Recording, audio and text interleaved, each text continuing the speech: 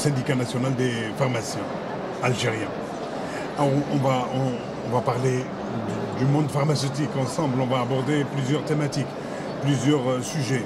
Nous sommes aujourd'hui ensemble au niveau du Salon international de la pharmacie, CIFAL 2023. D'abord, dites-nous, qu'est-ce que vous attendez de ce salon en tant que pharmacien? C'est la 17e édition.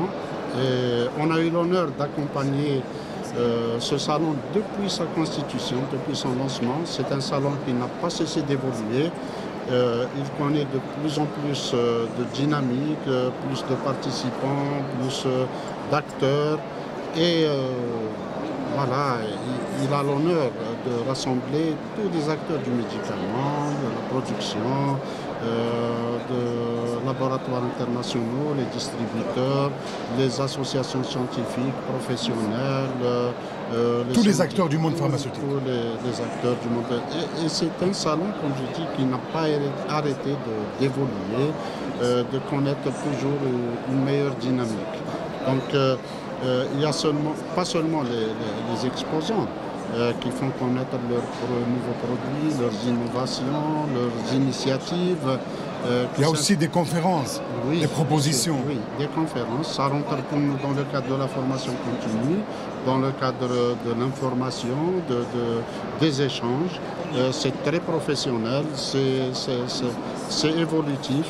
Et c'est très positif pour tout le monde. Excellent. Donc tout ça va dans le sens du développement de l'industrie pharmaceutique dans le pays. Oui. Dites-nous, comment voyez-vous l'industrie pharmaceutique actuellement dans le pays? Justement, ce salon, cette année, il va en adéquation pratiquement avec une dynamique particulière. Une dynamique particulière. Ouais. Vous avez noté qu'il y a juste quelques semaines, le lancement d'un projet très important de la production de l'insuline de nouveau périphérique. Dimanche passé, c'était production locale. De la production locale de l'insuline stylo par un laboratoire local BioCare Biofora. Et dans les semaines qui vont venir, en mars, ça sera le lancement de la production de l'insuline à usage hospitalier par Saïdal à Constantine.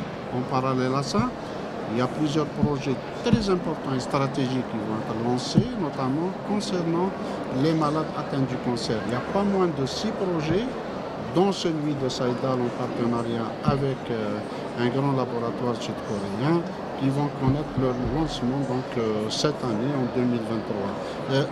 L'insuline, les produits anti-cancer, en quelque sorte, c'est des biomédicaments, c'est des produits d'oncologie innovants d'oncologie.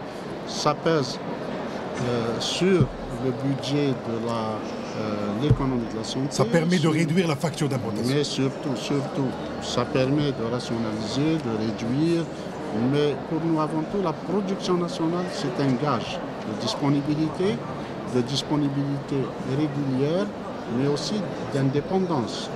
Donc, on voit que cette dynamique, on est maintenant par tous les spécialistes sont d'accord, aussi bien les officiels que les acteurs eux-mêmes du médicament, sont d'accord pour dire que la production nationale, toute catégorie confondue, couvre entre 70 et 75% en volume les besoins du marché national.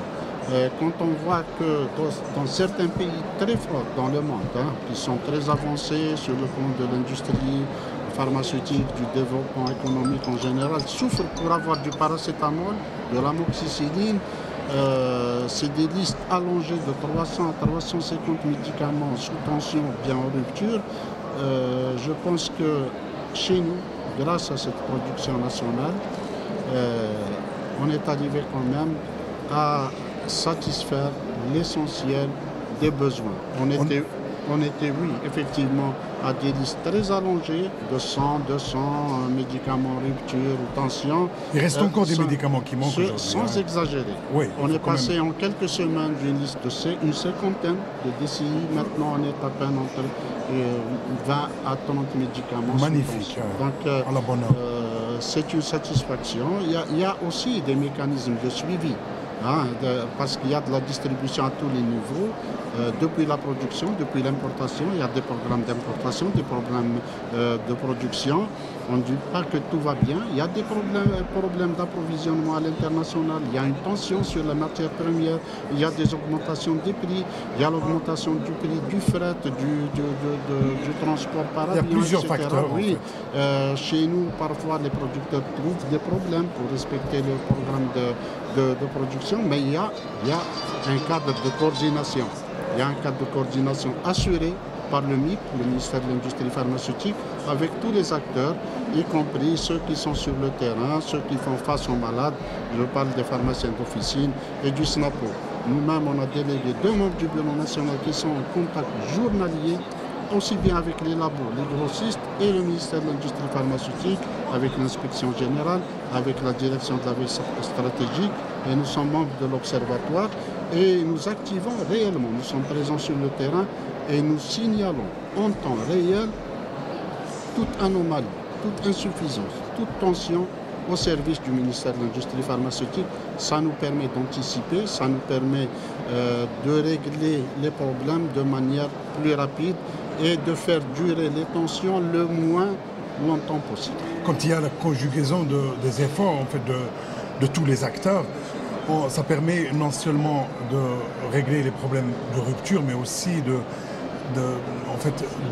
faire des réflexions, des propositions pour développer la production locale.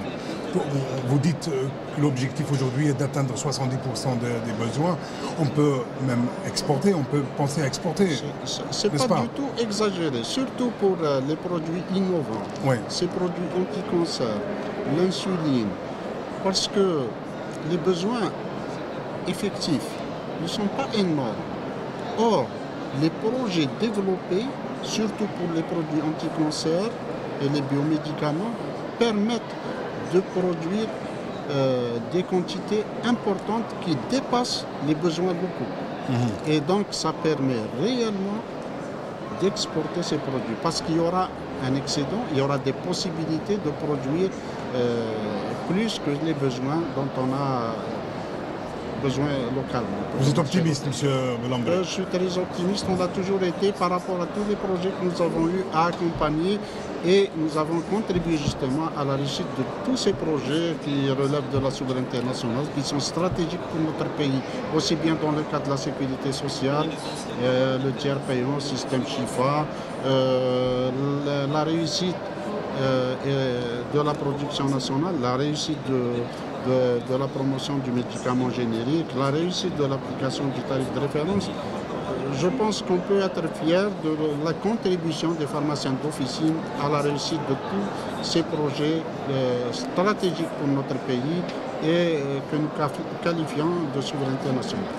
Monsieur Messaoud Belhambré, merci beaucoup. Je rappelle que vous êtes le président du SNAPO, Syndicat national des pharmaciens. Merci beaucoup. Merci et bravo pour ce que vous faites.